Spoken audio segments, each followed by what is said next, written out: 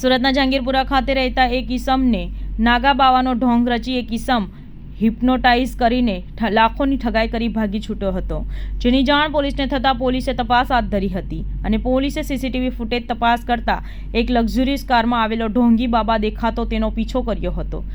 દે ગામથી મદારી કોમમાં મુખ્ય આરોપીને ઝડપી પાડ્યો હતો. મદારી ઢોંગી બાબા લક્ઝુરિયસ કારમાંથી ઉતરી શિકારને હવામાંથી ભસ્મ ઉડાવી સોનું કાઢી આંજી દેતા હતો. હાલ તો પોલીસે આરોપીને ઝડપી પાડી વધુ પૂછપરછ હાથ ધરી હતી. ચાલુ વર્ષના જાન્યુઆરી મહિનામાં જહાંગીરપુરા પોલીસ સ્ટેશનમાં એક બનાવ બનેલો, જેમાં સિનિયર સિટીઝન છે સવારે મંદિરે જતા હતા. એ દરમિયાન ગાડીમાં બે ઈસમો આવેલા, એમાંથી એક બાવા બનીને બેસેલો હતો અને એ લોકોએ મંદિરે જવાનો રસ્તો પૂછેલો.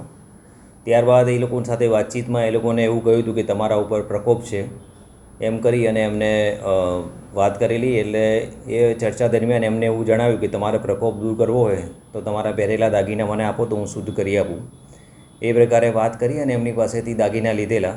અને એ સમય દરમિયાન આ જે સિનિયર સિટીઝન હતા એ એમને ખ્યાલ નહીં રહ્યો કે એને શું થઈ ગયું છે. એ સમય દરમિયાન આ જે બંને બાવો અને જે ગાડીનો ચાલક હતો એ વાહન અને દાગીના લઈ અને જતા રહેલા હતા. તપાસ દરમિયાન ગાડીના નંબર આધારે જે આરોપી છે એને શોધી કાઢવામાં આવેલો છે અને સહ આરોપી છે એ પકડવાનો બાકી છે. એ પકડાયેલ આરોપી છે એના વિરુદ્ધમાં અગાઉ ગુના નોંધાયેલા છે એવું રેકોર્ડ પરથી જણાઈ આવેલું છે. અત્યારે એ જે તે વખતે 1,47,000 રૂપિયાની કિંમતના એમની પાસેથી દાગીના લઈ ગયેલા છે. અને અગાઉ જે ગુના છે એનું રેકોર્ડ ચેક કરવાનું ચાલુ છે. અમદાવાદમાં એના ગુના છે એવું હાલમાં એણે જણાવ્યું છે. એ રેકોર્ડની પરથી ખરાઈ કરવાની બાકી છે.